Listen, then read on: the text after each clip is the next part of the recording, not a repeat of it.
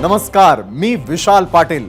Zero अवरच्या आजच्या भागात तुम्हा सगळ्यांचं स्वागत। आजची पहिली मोठी आणि अतिशय महत्त्वाची बातमी आहे आणि ती म्हणजे महाराष्ट्राच्याच नव्हे तर देशाच्या सुरक्षेसंदर्भातली। मुंबईपासून महाराष्ट्राच्या राजधानीपासून अवघ्या 40 किलोमीटर अंतरावर असलेल्या भिवंडी तालुक्यामधील अतिसंवेदनशील पडघा परिसर हा पुन्हा एकदा राष्ट्रीय तपास यंत्रणा अर्थात NIAच्या रडारवर आलेला आहे आणि तेही ISIS या दहशतवादी संघटनेमुळे। दहशतवादाला आळा घालण्यासाठी सदैव तत्पर असणाऱ्या NIAनं शनिवारी म्हणजेच 9 डिसेंबरला पडघा आणि भिवंडीच्या परिसरामध्ये छापेमारी केली आणि या छाप्यामध्ये अनेक शस्त्र, मोठ्या प्रमाणात रोकड आणि दहशतवादी संघटना हमासचे झेंडे मिळाल्याचा NIAचा दावा आहे। आणि या कारवाईमुळे ISISचं आंतरराष्ट्रीय जाळं आणि संबंधित हस्तकांचा कट उघड होण्याची शक्यता आहे आणि याच प्रकरणी बोरीवली गावामधील 20 ते 30 जणांची मुंबईच्या NIA कार्यालयामध्ये चौकशी करण्यात आलेली आहे। आणि याशिवाय ISIS आणि लव जिहादचंही काही कनेक्शन आहे का याचाही NIA तपास करत आहे। गेल्या काही वर्षांमध्ये केरळ आणि इतर राज्यांमधील मुलींना इस्लाम धर्म स्वीकारायला लावून ISISनं त्यांना आपल्या संघटनेत सामील केल्याचीही अनेक उदाहरणं आहेत आणि त्याचंही कनेक्शन उघड करण्याचा NIAचा प्रयत्न आहे। ISIS या दहशतवादी संघटनेला लढण्यासाठी फक्त तरुणांचीच गरज नाही तर त्यांना डॉक्टर्स, इंजिनियर, ड्रायव्हर आणि अगदी महिलांची देखील गरज असल्याचं NIAच्या आतापर्यंतच्या कारवाईमध्ये उघड झालेलं आहे। पडघा आणि दहशतवादी कनेक्शनची ही पहिली घटना नाहीये। सिमी या दहशतवादी संघटनेशी संबंधित तसंच मुंबईमध्ये 2003 मध्ये झालेल्या साखळी बॉम्ब स्फोटामध्ये सामील असलेल्या साकीब नाचणला पडघ्यातील बोरिवली गावातून अटक करण्यात आली आणि तेव्हापासून पडघा गाव तपास यंत्रणांच्या रडारवरती आलेलं आहे। NIA दहशतवाद विरोधी पथकांसह विविध तपास यंत्रणांचे नेहमीच पडघ्यावरती लक्ष असतं। स्थानिक पोलिसांचाही या भागावरती डोळ्यात तेल घालून वॉच असतो आणि यावरच आम्ही आजच्या भागामध्ये तुम्हाला एक प्रश्न विचारलेला होता। तो प्रश्न पाहण्यासाठी जाणार आहोत आपल्या पोल सेंटरवर।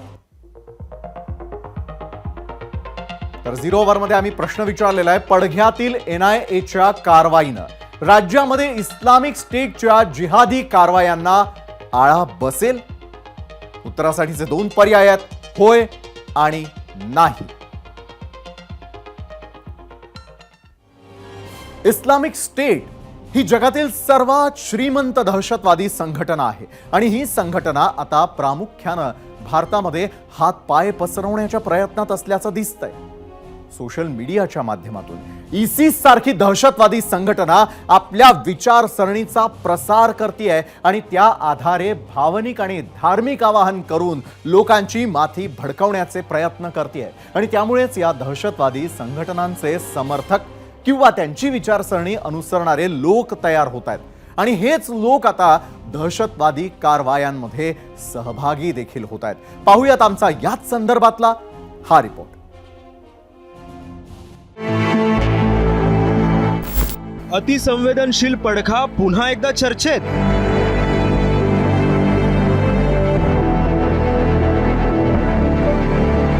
ISISशी संबंधित 44 ठिकाणांवर छापेमारी।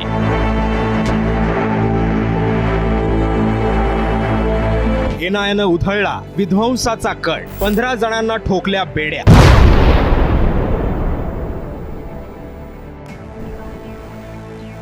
राष्ट्रीय तपास यंत्रणेनं शनिवारी केलेल्या धडक कारवाईमुळे अतिसंवेदनशील पडघा पुन्हा एकदा चर्चेत आला। राज्य दहशतवादी विरोधी पथक आणि NIAच्या संयुक्त कारवाईमुळे भिवंडी आणि ठाण्यात पाय भक्कम करत चाललेल्या ISISचा पर्दाफाश झाला। ठाण्यातील पडघा,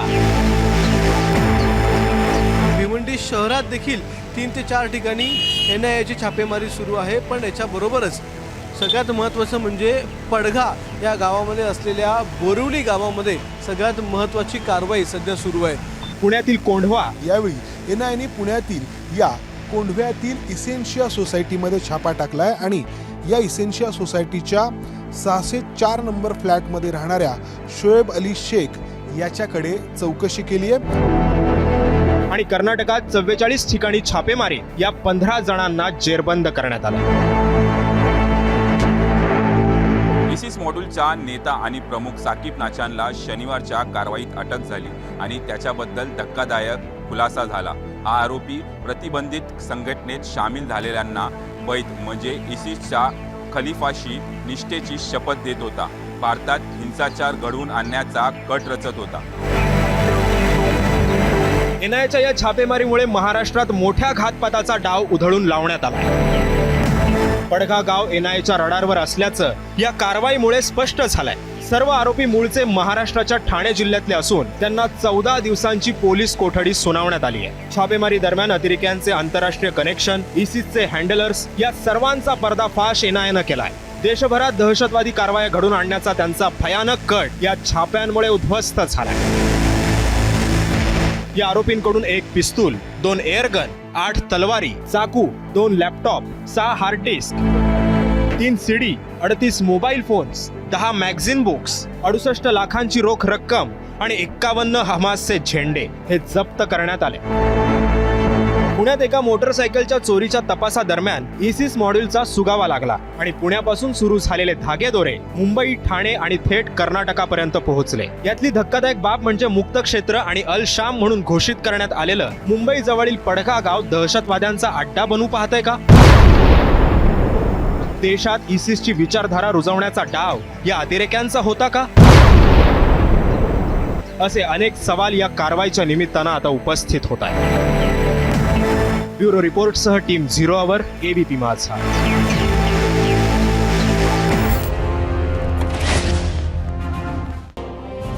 सामान्यपणे दहशतवादाचे डावपेच हे कमकुवत देशांकडून वापरले जातात आणि उघडपणे एखाद्या देशाशी लढणं शक्य नसल्यास अनेक देश दहशतवादाच्या मार्गाचा अवलंब करून अपरोक्ष युद्ध खेळतात आणि असाच काहीसा प्रकार हा इसिस कडून सुरू आहे।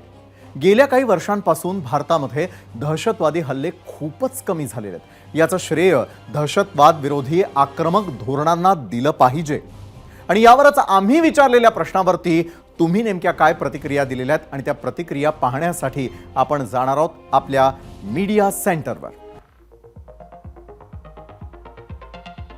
तर आजचा प्रश्न पुन्हा एकदा पाहूयात। पडघ्यातील एनआयएच्या कारवाईनं राज्यामध्ये इस्लामिक स्टेटच्या जिहादी कारवायांना आळा बसेल असं वाटतं का? होय आणि नाही हे 2 पर्याय आपल्यासाठी होते। त्यावरती आलेल्या महत्त्वपूर्ण प्रतिक्रिया निश्चितच जाणून घेऊयात। आजची प्रतिक्रिया आहे यावेळेला यूट्यूबवरती आलेल्या गजानन बोरकर यांची। आपलं संरक्षण खातं मजबूत आहे असा विश्वास ते वर्तवतात। दुसरी महत्त्वाची प्रतिक्रिया सुदर्शन वामनराव यांची। भारतामध्ये आळा बसेल पण दुसऱ्या देशांबाबत सांगता येत नाही। त्यानंतर फेसबुकवरती पडघ्यात एनआयएच्या कारवाईनं राज्यातील इस्लामिक स्टेटच्या जिहादींना आळा बसेल असं म्हणणं आहे श्याम ठाणेदार यांना। तर इंस्टाग्रामवरती उज्ज्वल कुमार म्हस्के व्यक्त होतात। भारत हा धर्मनिरपेक्ष देश असल्यामुळे कोणत्याही एका धर्माच्या कोणत्याही बेकायदेशीर कारवाया रोखल्याच गेल्या पाहिजेत। तर इस्लामिक स्टेटचे भारतामध्ये आव्हान निर्माण झालेलं आहे। गेल्या काही वर्षांमध्ये या दहशतवादी संघटनेनं देशाच्या वेगवेगळ्या भागांमध्ये मोठ्या प्रमाणावरती आपला प्रसार करण्यास सुरुवात केली, ज्यामुळे देशाला आणि महाराष्ट्राला दहशतवादाचा धोका आहे। आणि यावरच अधिक चर्चेसाठी आपल्या सोबत उपस्थित आहेत भाजपचे आमदार नितेश राणे, ज्यांना आपण खास आमंत्रित केलेलं आहे। तर नितेशजींना आपण गेस्ट सेंटरवरती आज आमंत्रित केलेलं आहे। नितेशजी, खूप खूप स्वागत आपलं आजच्या 0 आवरमध्ये। खरं तर इस्लामिक स्टेटचा जो दहशतवाद आहे त्याचं सगळ्यात मोठं आव्हान देशासमोर आहे। कसं पाहता या आव्हानाकडे आपण?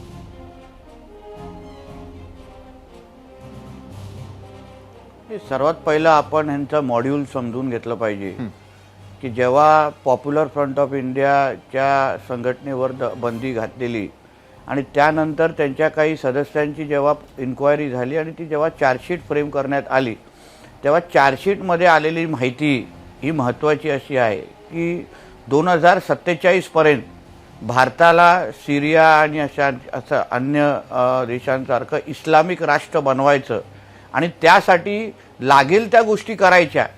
मग त्याच्यामध्ये लव जिहाद असो, लँड जिहाद असो, हलाल जिहाद असो, असंख्य गोष्टी हे ॲक्टिव्हिटीज आपल्या वाढवायच्या, जेणेकरून भारताला पण एक इस्लामिक राष्ट्र बनवण्याच्या दिशेने आपण घेऊन जायचं.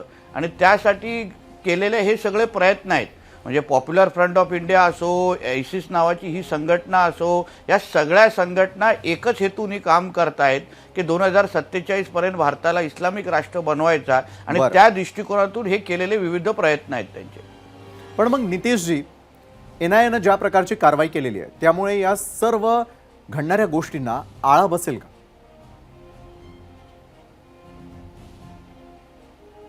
नक्की बसेल. कारण का आपण NIAचं कौतुक करत असताना आपलं अँटी टेररिस्ट स्क्वॉड ATSचं पण तेवढंच कौतुक करायला हवं. बरं. आपले गृहमंत्री देवेंद्र फडणवीसजींचं पण त्याच्यामध्ये तेवढंच योगदान आहे.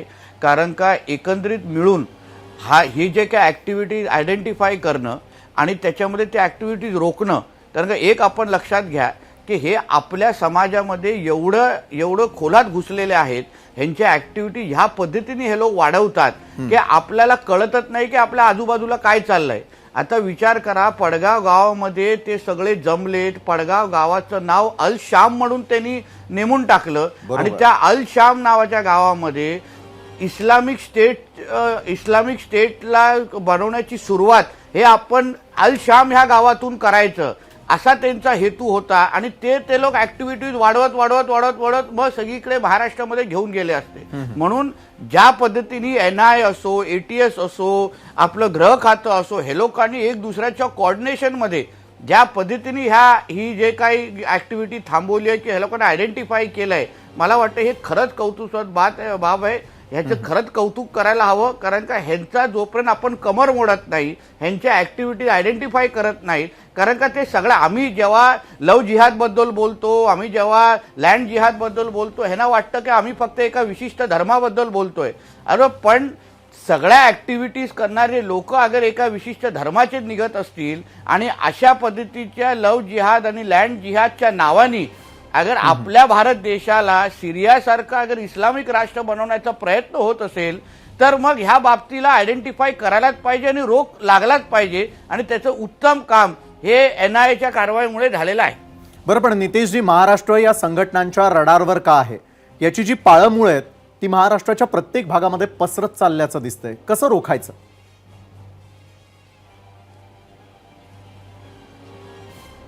रोखायचं एवढंच करून की आपण आपल्या आजूबाजूला काय घडतंय, आपल्या इकडे फळ विक्रेते कोण आहेत, आपल्या इकडे कॉलेजमध्ये वावरणारे हे जे लव जिहादच्या निमित्ताने आपल्या हिंदू मुलींना फसवणारे कोण आहेत, आपल्याकडे लँड जिहादच्या नावाने कब्जा करणारे कोण आहेत, हे विविध लोकांवर आपल्याला लक्ष ठेवायलाच लागेल. हे लोक आता तुम्ही कधीतरी बाजारपेठामध्ये हे जे काही फळ विक्रेते आणि भाजी विक्रेते आता जे अनधिकृत पद्धतीने बसतात, तुम्हाला कळेल की एकच विशिष्ट धर्माचे असतात आणि त्यांच्याकडे कोणाकडेही आधार कार्ड नसतात. म्हणजे आता ह्यांचं मॉड्यूल एवढं खोलात घुसलेलं आहे की आपल्या रोजच्या जीवनामध्ये आपल्या लागणाऱ्या गोष्टी उपलब्ध करून देण्याच्या निमित्ताने हे आपल्या आयुष्यामध्ये येतात, आपल्या संपर्कात येतात आणि आपल्या रोजच्या जीवनामध्ये ते जुडून जातात. म्हणून आपण आपल्या शहरामध्ये, आपल्या जिल्ह्यामध्ये वावरत असताना आपण कोणाकडून भाजी घेतोय, आपण कोणाशी बोलतोय, कोणाच्या रिक्षामध्ये बसतोय, कोणाच्या बरोबर कॉलेजमध्ये बोलतोय, ह्या सगळ्या गोष्टीवर आपण फार बारकाईने लक्ष घातलं पाहिजे. कारण का तुम्ही विचार करा, मुंबईच्या हाके अंतरावर ठाण्यामध्ये पडगा गावामध्ये अशा पद्धतीची एवढी मोठी ऍक्टिव्हिटी होत होती, आपल्या नाकाखाली होत होती आणि आपल्या कोणाला काहीच माहित नाही जोपर्यंत NIAनी कारवाई केली नाही. म्हणजे ह्या सगळ्या गोष्टीवर आपण नागरिक म्हणून भारताचे नागरिक म्हणून आपण जोपर्यंत लक्ष ठेवत नाही, नजर फिरवत नाही, आपण काही गोष्टी एकदम सोप्या घेतो की बाबा आपल्याला, आपण ज्याच्याकडून भाजी घेतो काल वेगळा होता, आज वेगळा आहे, परवा परत वेगळा कोणतरी बसलेला आहे, पण तो मुळात तो शहराचा पण नाही, आणि आपण रोज त्याच्याकडून भाजी घेतो. आपल्या मुलींना आपण कॉलेजमध्ये पाठवतो, ते कोणाशी बोलतात, कोणाबरोबर वावरतात, आपण काहीच लक्ष ठेवत नाही. म्हणून मला असं वाटतं की ह्या पार्श्वभूमीवर जे महाराष्ट्रात चाललेलं आहे, जे काय या एनआयएच्या कारवाईच्या निमित्ताने उघड झालेलं आहे, आपण नागरिक म्हणून, भारतीय म्हणून जोपर्यंत सतर्क राहत नाही, आपल्या भारतावर, आपल्या महाराष्ट्रावर ह्यांचं बारीक लक्ष आहे. इस्लामीकरण करण्याची एक मोठी मोहीम फार मोठ्या प्रमाणामध्ये चालू, आणि दुर्दैवाने मी तुम्हाला हेही सांगतो, ह्याच्यामध्ये असंख्य आपल्याही हिंदू समाजाचे लोक त्याला मदत करतात, तेच आपलं दुर्दैव आहे. म्हणून मला असं वाटतं की ह्या सगळ्या ऍक्टिव्हिटीजवर बारकाईने लक्ष ठेवणं, जिथे काही चुकीचं घडत असेल लगेच संबंधित पोलिसांना, संबंधित यंत्रणेला, संबंधित हिंदुत्ववादी संघटनांना त्याच्याबद्दल अलर्ट करणं, आणि मग त्याच्यावर ऍक्शन कशी होईल. कारण का आपण गप्प बसलो तर त्यांना प्रोत्साहन मिळतं, आपण गप्प बसलो तर त्यांना वाटतं की आमच्या ऍक्टिव्हिटीजवर कोणाचं लक्ष नाहीये, म्हणून ते ऍक्टिव्हिटीज वाढवत जातात. आता एका गावाचं नाव बदलेपर्यंत कोण त्याला काय हात लावायला तयार नव्हतं. म्हणजे त्यांनी पडगा गावाचं अल शाम ठेवून टाकलं. तिथे मोठ्या प्रमाणामध्ये जिहादी आणि ह्या आयसिस संघटनेचे लोक जमायला सुरू झालेले. म्हणजे विचार करा, काय केवढ्या मोठ्या ॲटम बॉम्बवर आपण सगळेजण, टाइम बॉम्बवर आपण सगळेजण बसलेलो, आणि फुटला असता तर आपण सगळे मोठ्या प्रमाणामध्ये उद्ध्वस्त झालो असतो. एक शेवटची गोष्ट सांगतो, ज्या पद्धतीने युरोपमध्ये आणि अन्य देशांमध्ये तुम्हाला मोठ्या प्रमाणामध्ये इस्लामीकरणाच्या घटना दिसत आहेत, जिथे तुम्हाला स्थानिक लोकांना अचानक असंख्य करोडो लोक रस्त्यावर येतात. मग लंडन सारखं शहर असो, बेल्जियम असो, पॅरिस असो, ह्या ज्या काही आंतरराष्ट्रीय पातळीवर घडलेल्या ज्या घटना आहेत, ह्या उद्या आपल्या भारतामध्ये पण होऊ शकतात, आणि होण्याची ही सगळी तयारी आहे. आपल्या भारताला कब्जा घेण्यासाठी तयारी आहे. पण आपलं सुदैव असं आहे, आपण नशीबवान असं आहोत की आपल्याकडे नरेंद्र मोदीजी सारखे एक पंतप्रधान आहे. एनआयए ज्या पद्धतीने हल्ली सातत्याने, मग पुणा असो आणि आता ठाणा असो, ज्या पद्धतीने त्या कारवाई सुरू आहेत, म्हणजे आपण सुरक्षित हातात आहोत एवढं निश्चित आहे. फक्त नागरिक म्हणून आपण पण सतर्क राहिलो पाहिजे, हेही मी आवाहन सगळ्या नागरिकांना करीन. बरोबर नितेशजी, प्रश्न हा सुरक्षिततेचा आहे, महाराष्ट्राच्या आणि संपूर्ण देशाच्या सुद्धा. मगाशी तुम्ही एक महत्त्वाचा मुद्दा उपस्थित केला, ज्याकडे मी वळणारच होतो. लव जिहाद याचं सगळ्यात मोठं आव्हान किती मोठं आहे, आणि त्याबरोबरच याचं प्रमाण खरोखर समाजामध्ये किती आहे. कारण ज्यावेळेला तुम्ही हा मुद्दा उपस्थित करता त्यावेळेला विरोधकांकडून टीका देखील केली जाते, मात्र लव जिहादचं प्रमाण देशभरात किती? नितेशजी.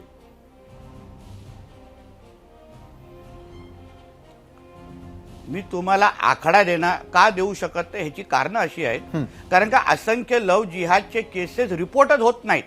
आता गेल्या 2 दिवसा अगोदर वर्ध्यामध्ये झालेली एक केस संदर्भात तुम्हाला सांगतो. एका हिंदू मुलीला त्या जिहादी मुलांनी एवढं तिला घाबरवलं की तिची हिंमतच झाली नाही की पोलीस स्टेशनकडे जाणं आणि आई वडिलांकडे फिरकणं.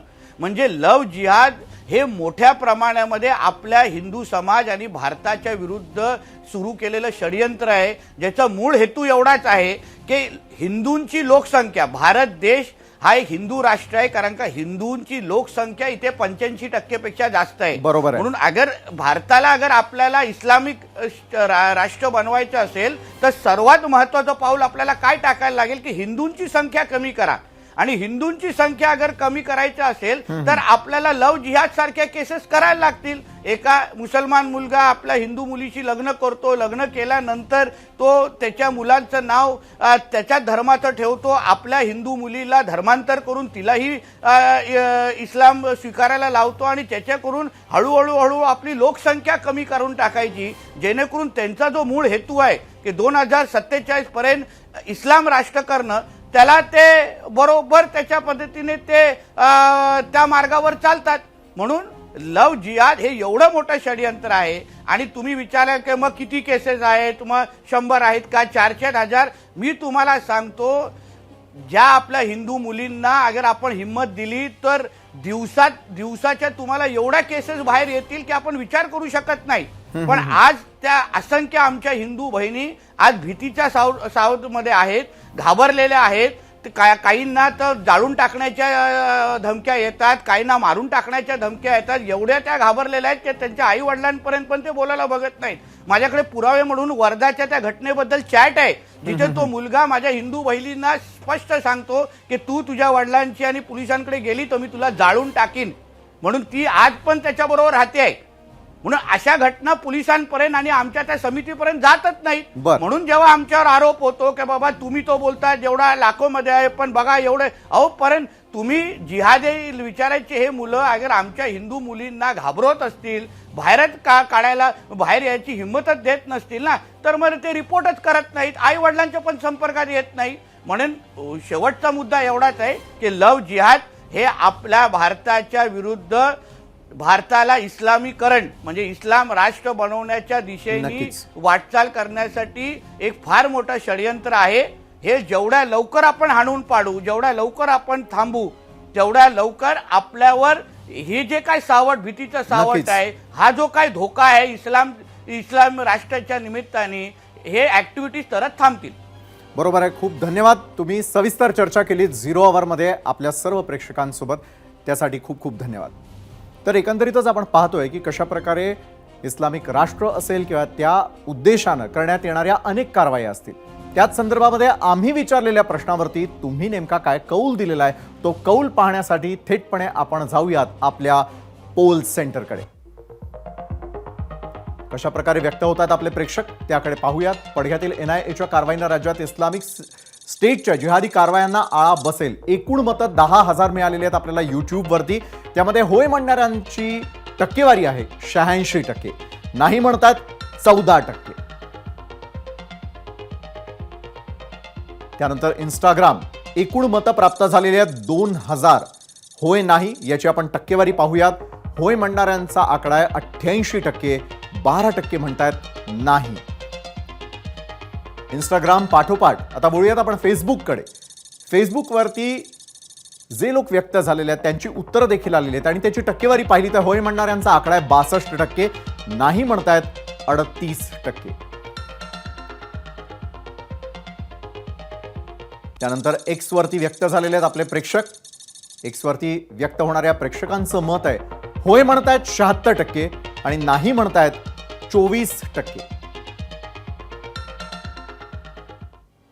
तर महाराष्ट्रामध्ये एका गावाला इस्लामिक स्टेट प्रमाणे स्वतंत्र घोषित केलं जातं. तिथे देशभरातून मुस्लिम तरुण एकत्र येत राहतात. जिहादी अतिरेकी कारवायांसाठी त्यांचं ब्रेन वॉश केलं जातं. देशविरोधी कट कारस्थानं रचली जातात. हे सारं अनाकलनीय आहे आणि हे सगळं कुठे दूर दुर्गम भागात घडतंय असं नाही बरं का, तर ते हे सुरू आहे राजधानी मुंबईपासून अगदी हाकेच्या अंतरावर. यात सामील असतो मुंबईला 3 बॉम्ब स्फोटांच्या जखमा देणारा अतिरेकी साकीब नाचन. गेल्या काही महिन्यामध्ये या जिहादी अतिरेक्यांचं जाळं उद्ध्वस्त करण्यामध्ये राष्ट्रीय तपास यंत्रणांना मोठं यश मिळालं. मुंबई, ठाणे, पुणे या भागांमध्ये अगदी उच्च शिक्षित मुस्लिम सुद्धा या धर्मांध शक्तींच्या जाळ्यात ओढल्या गेल्याचं समोर आलंय. रात्रच काय दिवस सुद्धा वैऱ्याचा आहे आणि या भावनेतून तपास यंत्रणा काम करताना दिसतायत. कारण तपास यंत्रणांना दरवेळी यशस्वी व्हायचं असतं तर जिहादी अतिरेक्यांना फक्त एकदा, आणि त्यामुळे ही लढाई न संपणारी आहे. धर्माच्या नावावरती देशाची फाळणी झाली तेव्हा निजामासारख्या देशद्रोह्यांनी रझाकाराची फौज उभी करत देशाशी युद्ध पुकारलं. तेव्हा लोहपुरुष सरदार वल्लभभाई पटेलांनी निजामाच्या मुसक्या आवळत त्याचं संस्थान भारतामध्ये विलीन केलं होतं आणि त्या निजामाचे देशविघातक शक्तींचे काही वारस साकीबच्या रूपानं भारतामध्ये वेगळे इस्लामिक स्टेट निर्माण करण्याचा प्रयत्न करतायत. केंद्र सरकार, तपास यंत्रणा अशा प्रवृत्तींचा पोलादी हातांनी वेळीच बंदोबस्त करेल अशी आशा बाळगूयात. आणि आता बातमी आहे एका ऐतिहासिक निर्णयाची. पंतप्रधान नरेंद्र मोदी आणि सध्याचं भाजप नेतृत्व आपल्या अनपेक्षित आणि धक्कातंत्रासाठी प्रसिद्ध आहे. मोदी सरकारनं 5 ऑगस्ट 2019 रोजी असाच एक धक्का दिला. जम्मू काश्मीरला विशेष दर्जा देणारं कलम 370 रद्द केलं आणि तोच निर्णय योग्य होता यावर आज सर्वोच्च न्यायालयानं शिक्कामोर्तब केलं.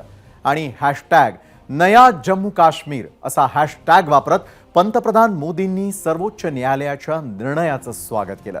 या सगळ्याची सुरुवात झाली होती 5 ऑगस्ट 2019ला.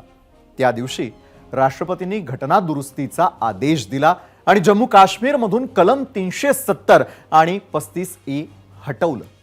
त्याबरोबरच जम्मू काश्मीरचा विशेष राज्याचा दर्जा गेला. इतकंच नव्हे तर जम्मू काश्मीरचा वेगळा झेंडा, इथल्या स्थानिकांचं दुहेरी नागरिकत्वही रद्द केलं गेलं. पुढे 9 ऑगस्ट 2019ला संसदेनं आणखी एक कायदा पारित केला.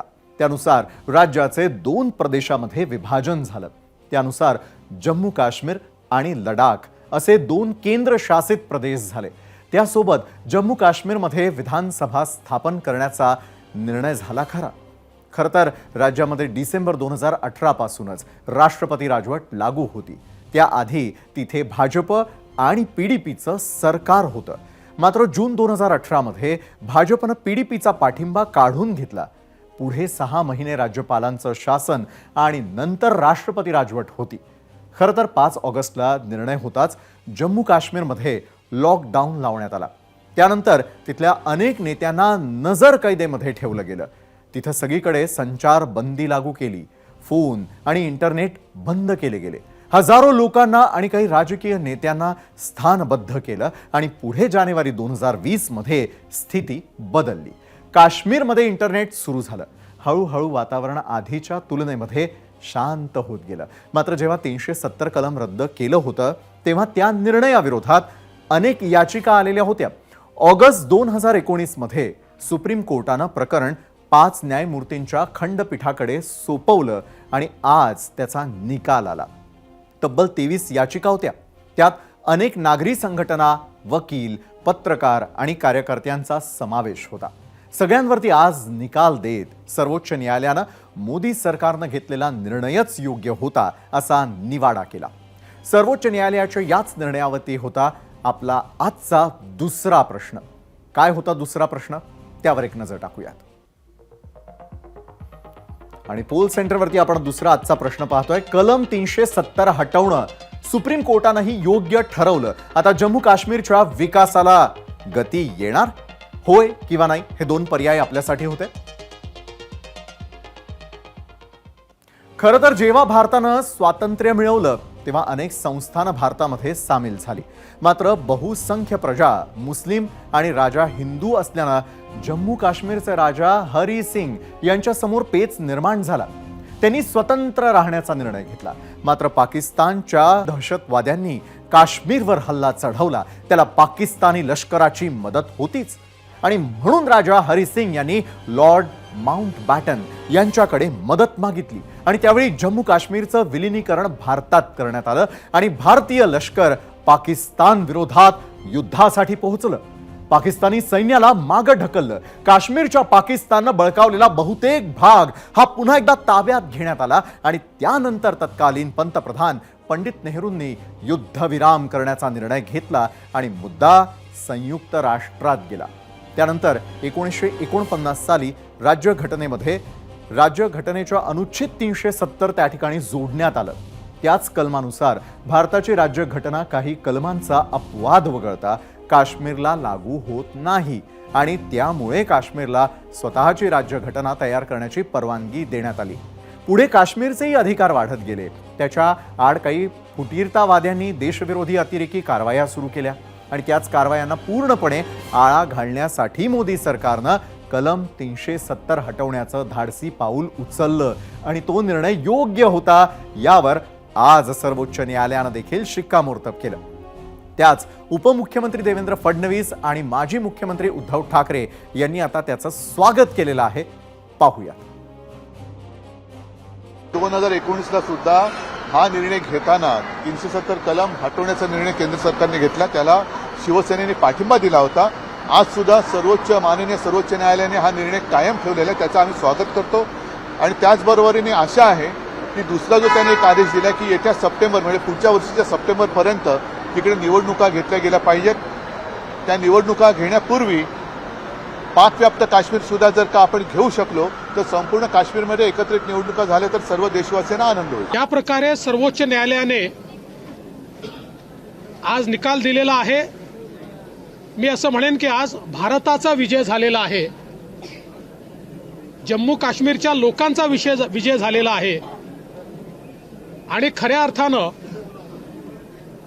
ज्या 370 मुळे जम्मू काश्मीर हे विकासाचा आगार व्हायच्या ऐवजी दहशतवाद्यांचा आगार झालं होतं, आज खऱ्या अर्थानं 370 रद्द केल्यानंतर दहशतवादही कमी झाला, विकासही मोठ्या प्रमाणात वाढला आणि आता तर 370 पुन्हा येण्याची शक्यता पूर्णपणे सर्वोच्च न्यायालयाने संपवल्यामुळे एक नवीन पहाट ही आता जम्मू काश्मीरमध्ये झाली आहे असं जर आपण म्हटलं तर ते वावगं ठरणार नाही.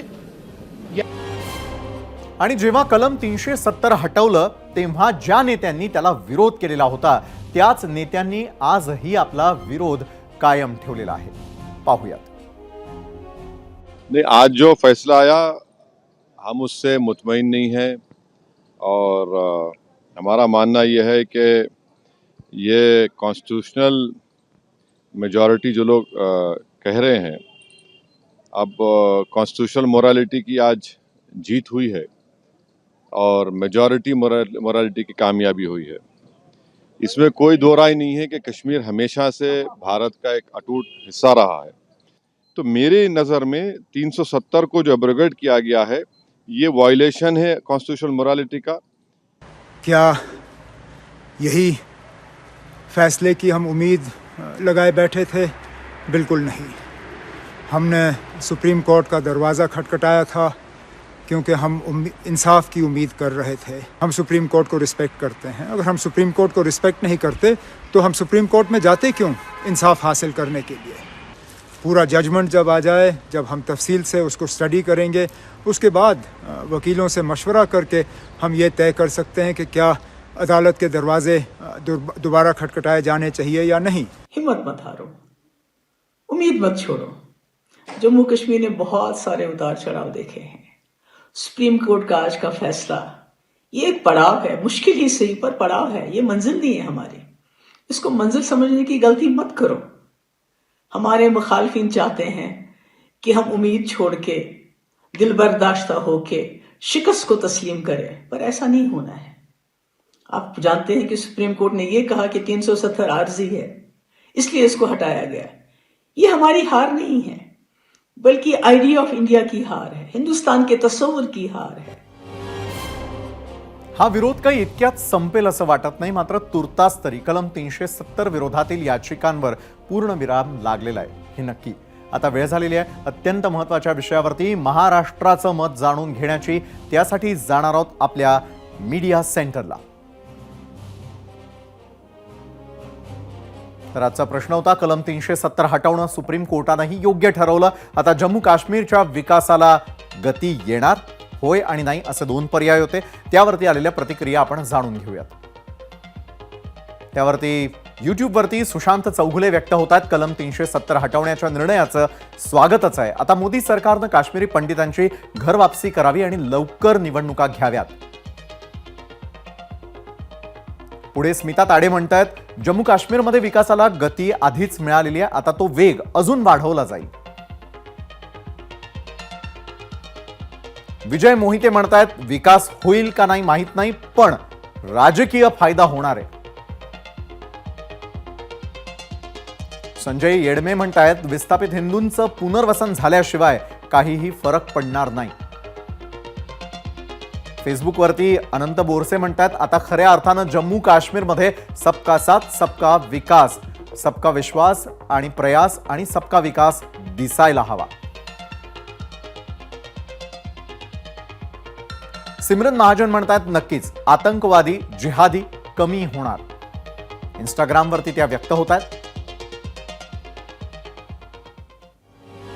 आणि आता आपण आपल्या गेस्ट सेंटरला जाणार आहोत. इथे आपल्या सोबत असणार आहेत एबीपी माझाचे नवी दिल्लीचे नवे प्रतिनिधी सोमेश कोलगे. आणि आजपासून सोमेश आपल्याला दिल्लीची प्रत्येक खबरबात आपल्यापर्यंत पोहोचवणार आहे. सोमेशनं article 370 from Nehru to Modi हे पुस्तक लिहिलंय आणि त्यातून त्यांनी काश्मीर, कलम 370 आणि इतिहास हे वर्तमान अशा सगळ्या गोष्टींचा आढावा घेतलाय. त्यांच्या नजरेतून आजचा निकाल किती महत्त्वाचा आहे हे जाणून घेऊया. त्यासाठी आपण आमंत्रित करतोय आजच्या आपल्या गेस्ट सेंटरला. सोमेश, खूप खूप स्वागत खरं तर. आणि पहिला महत्त्वाचा प्रश्न आहे की कलम 370 आणि विकास याचा नेमका काय संबंध आहे?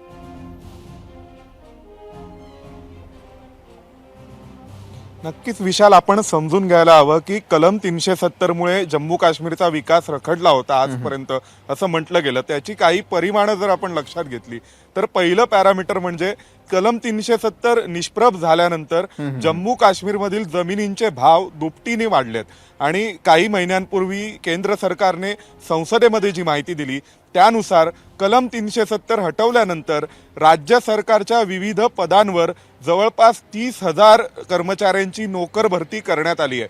म्हणजे हे दोन्ही आकडे जर पाहिले तर त्यातून हे स्पष्ट जाणवते की एकूण जम्मू काश्मीरमधल्या असेट्सच्या किमती वाढत आहेत. आणि असेट्सच्या किमती याकरिता वाढत आहेत कारण मोठ्या प्रमाणावर उद्योजक तिथे जात आहेत. मुंबई स्टॉक एक्सचेंजचे जे अध्यक्ष आहेत त्यांनी देखील काही दिवसांपूर्वी जम्मू काश्मीरमध्ये ॲग्रिकल्चरल कंपन्यांना ते घेऊन गेले होते आणि त्यांच्यासाठी एक नवा स्टॉक एक्सचेंज किंवा स्टॉक एक्सचेंजमध्ये लिस्टिंग करण्याचा प्रयत्न असा एक प्रयत्न या काही दिवसांपूर्वी झाला होता. त्यामुळे यावरून आपल्या लक्षात येते की हे पॅरामीटर्स आहेत जम्मू काश्मीरमधील विकास होतोय असं म्हणायला किंवा या निष्कर्षापर्यंत जाण्यासाठीचे. बरोबर आहे. पुढचं मला एक विचार असं वाटतं की आज सर्वोच्च न्यायालयानं ज्या प्रकारचा निर्णय दिलेला आहे, शिक्कामोर्तब केलेला आहे, त्यामुळे जगभरामध्ये नेमका काय संदेश जाईल?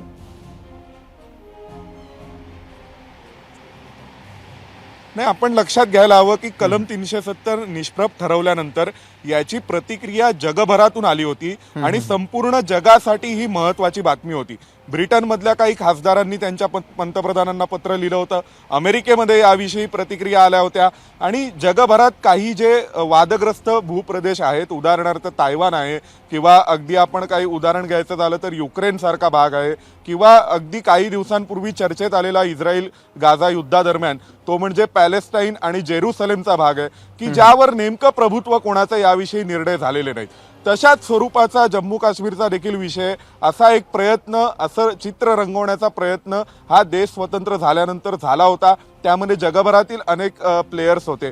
पण आता भारताच्या न्यायव्यवस्थेने ज्यावेळी वेगवेगळ्या प्रकारच्या अकॅडमिक डेलिबरेशन्स नंतर, वादविवादानंतर, ऐतिहासिक संबंध तपासल्यानंतर आणि त्या सगळ्याचे दाखले देऊन कायद्यातील जे तत्व, वेगवेगळी ज्युरिस्प्रुडन्सची तत्व आहेत, प्रिन्सिपल आहेत, त्या सिद्धांताच्या आधारावर ज्यावेळी हे म्हटलंय की जम्मू काश्मीर हा भारताचा भाग आहे, भारताचं सार्वभौमत्व जम्मू काश्मीरवर असणार आहे आणि जम्मू काश्मीर हा भारतात सामील करण्यासाठीच कलम 370ची योजना संविधानात करण्यात आली होती.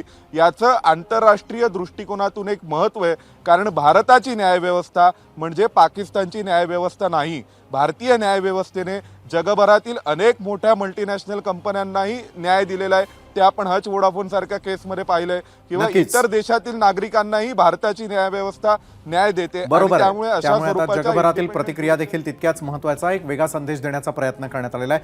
धन्यवाद आपण दिलेल्या या सविस्तर माहितीसाठी आणि केलेल्या या विश्लेषणासाठी. त्यानंतर आपण थेटपणे आजच्या दुसऱ्या प्रश्नावरती जाणार आहोत. तुम्ही दिलेला कौल नेमका काय आहे तो जाणून घेण्यासाठी आपण थेटपणे जाणार आहोत आपल्या पोल सेंटरकडे.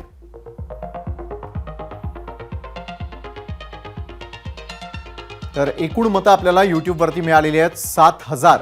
कलम 370 हटवणं सुप्रीम कोर्टाने योग्य ठरवलं. आता जम्मू काश्मीरच्या विकासाला गती येणार का? होय म्हणणाऱ्यांची टक्केवारी आहे 86%, 14% नाही म्हणतात. इंस्टाग्रामवरती एकूण मतं प्राप्त झालेली आहेत 1500. होय म्हणणाऱ्यांची टक्केवारी आहे 86%, 14% नाही म्हणतात.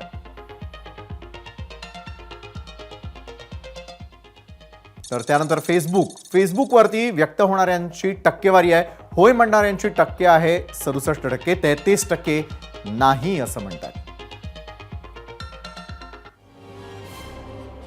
80च्या दशकामध्ये हजारो लाखो काश्मीरी हिंदूंना अंगावरील कपड्यांवरती घरदार सोडून निर्वासित होण्याची वेळ आली. सुजलाम सुफलाम असलेल्या भारताचं नंदनवन अशी ओळख असलेलं जम्मू काश्मीर पाक पुरस्कृत जिहादी कारवायांचं केंद्रबिंदू बनलं. श्रीनगरच्या लाल चौकामध्ये तिरंगा झेंडा लावणं अशक्य बनलं. दिवसा ढवळ्या भारतीय सैनिकांवरती दगडफेक करण्याचं प्रमाण वाढत गेलं. सेनेवरती अतिरेकी हल्ले करण्याचं प्रमाण देखील वाढत गेलं. अतिरेक्यांना मदत करण्याचं प्रमाण वाढलं. भारतीय घटनेचा अनादर करण्याचं प्रमाण वाढत गेलं. काश्मीर भारताचा अविभाज्य अंग, पण जिहादी अतिरेकी कारवायांमुळे काश्मीरी खोरं अनेक दशकं सतत अशांत आणि धुमसत राहिलं. दुर्दैवानं याला बरेच स्थानिक आणि काही राजकारणी घराण्यांनी खतपाणीच घातलं. हा प्रश्न सुटण्याचे सगळे मार्ग संपले असंच वाटत असताना मोदी सरकारनं कलम 370 हटवलं आणि जम्मू काश्मीरच्या सामान्य जनतेला आशेचा एक किरण दाखवला. आता सप्टेंबरमध्ये निवडणुकाही होतील. AK-47 विरुद्ध EVM आणि बुलेट विरुद्ध बॅलेट जिंकावं अशीच आशा सर्व भारतीय करत असतील. हिवाळी अधिवेशनामध्ये आज शेतकऱ्यांच्या काही मुद्द्यांवर चर्चा झाली. अवकाळी पावसामुळे झालेल्या नुकसानीवर आपत्कालीन चर्चेमध्ये सदस्यांनी सहभाग घेतला आणि यावेळी अर्थातच आरोप प्रत्यारोपही झाले. तोंड पाहून दुष्काळ या राज्यात पहिल्यांदा जाहीर होतोय. सत्ताधारी आमदारांच्या मतदारसंघांची संख्या जास्त आहे असा आरोप विरोधी पक्षनेते विजय वडेट्टीवार यांनी केला. पीक विमा कंपनी अतिशय कमी भरपाई देते आहे आणि याकडेही त्यांनी लक्ष वेधलं. सरकार दुसऱ्या राज्यामध्ये प्रचारामध्ये गुंग होतं अशी टीका राष्ट्रवादीच्या जयंत पाटील यांनी केली. कांदा निर्यात बंदी, इथेनॉल निर्मितीवरती बंधन या मुद्द्यांवरून त्यांनी सरकारला प्रश्नही विचारले. शेतकऱ्यांना वाऱ्यावरती सोडणार नाही, शेतकऱ्यांकरता अनेक नियम बदलले, शेतकऱ्यांना सरकार नक्की मदत देईल, पीक विमा कंपन्यांनी पैसे वाटप सुरू केलेलं आहे, काही अडचणी असतील तर त्या दूर केल्या जातील अशी ग्वाही मुख्यमंत्री एकनाथ शिंदे यांनी दिली. तर या बातमीसोबतच 0 आवरमध्ये इथेच थांबूयात. उद्या रात्री 7:56 पुन्हा भेटूयात. तोवर पाहत रहा ABP माझा.